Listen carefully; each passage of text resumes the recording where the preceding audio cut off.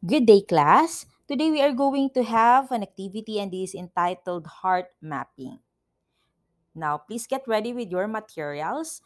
We'll be needing a paper, crayons, and a pencil. As I've said, today we are going to make a heart map, but this is not the ordinary map, an ordinary map or a conventional map because this will be a heart map. Gagawa tayo ng mapa sa inyong mga puso. Now, please get your paper.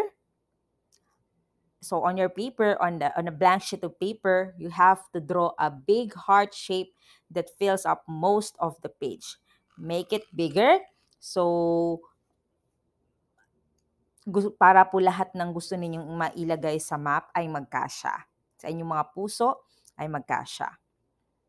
Now, within that heart, dun sa ginuhit po ninyong puso, you're going to create spaces for things that are important to you. Ano ba yung mga mahalagang bagay sa'yo?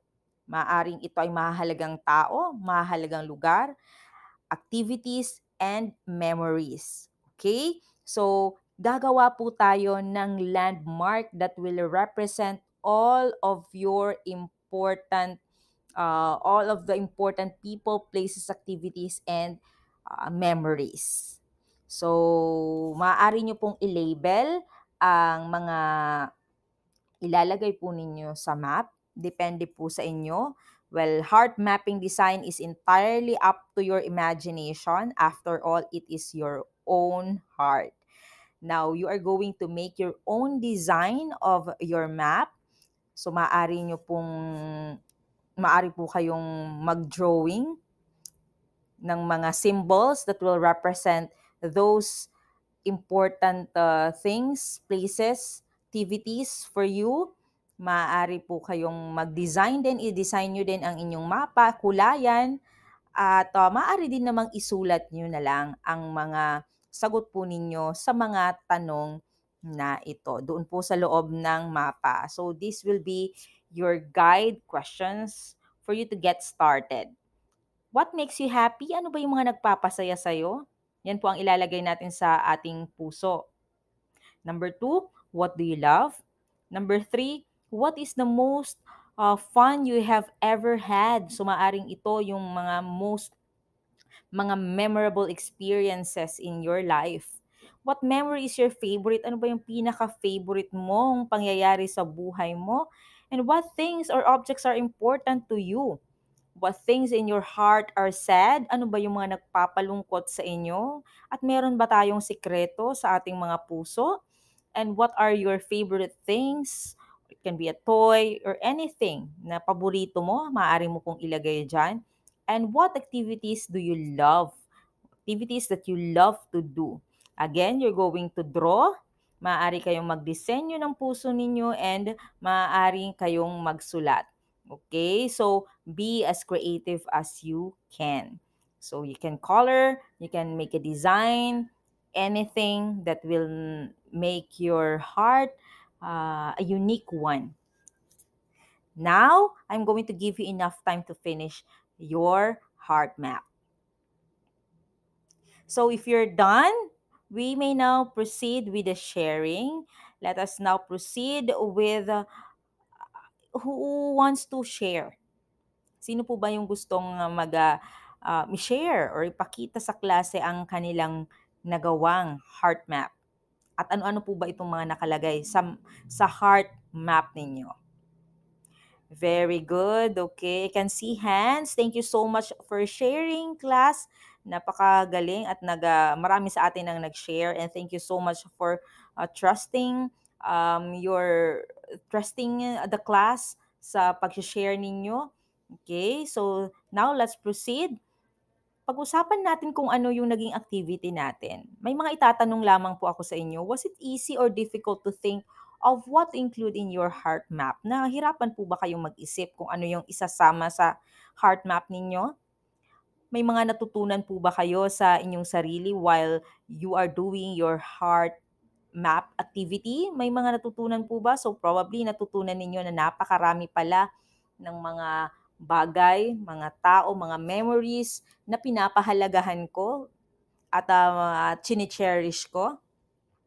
So very good. How did it feel to think about the people and activities that you choose to put on your heart map? Ano po ba yung naiisip ninyo or nararamdaman ninyo tungkol dun sa mga tao at mga activities na inilagay niyo sa heart map ninyo?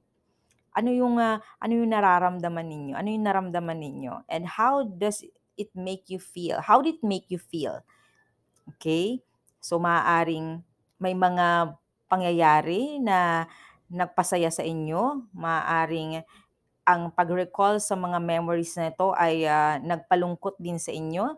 So, mixed emotions ang naramdaman natin kanina habang ginagawa natin yung mapa.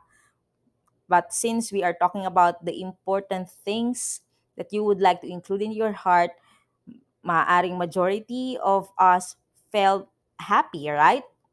Now, in which situations do you think it would be helpful to think about your heart map? Ano ba yung mga situations na kung saan sa tingin ninyo mahalagang isipin natin kung ano yung ating nasa heart map? Very good. So, maaaring every time you feel alone, every time you feel weak, every time you feel down, alalahanin nyo lang kung ano yung nakasulat sa heart map ninyo. So, this will give you strength. This will give you an energy to go on with your life. Tama? So, ibig sabihin, ang dami pala ng mga pwedeng sumuporta sa atin, pwedeng tumulong sa atin. Ang dami pala ng mga memories na dapat nating i-share. Ang dami pala ng mga accomplishments natin pwede nating i-cherish at i-remember. Very good. So, napakaganda ng mga naging realizations natin. Now, this activity actually helps us to recognize our own sources of emotional support. Ang dami nating emotional support, tama po ba ako? And dito natin kinukuha ang lakas ng loob natin every time we feel stressed, we feel upset, and we feel unsettled. Tama po ba?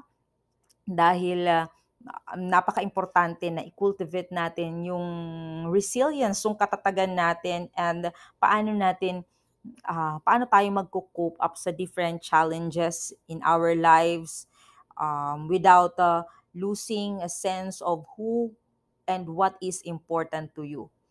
Actually, this activity help us to notice how we are feeling at the end of this activity. Tama po ba ako? So, may mga na-discover po ba kayong something surprising? What can be your takeaway to make you feel better about yourself from this activity? Very good. Okay, so ang dami ng mga naging takeaway natin. So, ang dami ng mga pamamaraan para maging okay ang ating pakiramdam. Every time we feel upset, every time we feel down, let us try to remember our heart map. We are just going to, syempre, take a moment to notice yung kung ano yung nararamdaman natin, di ba?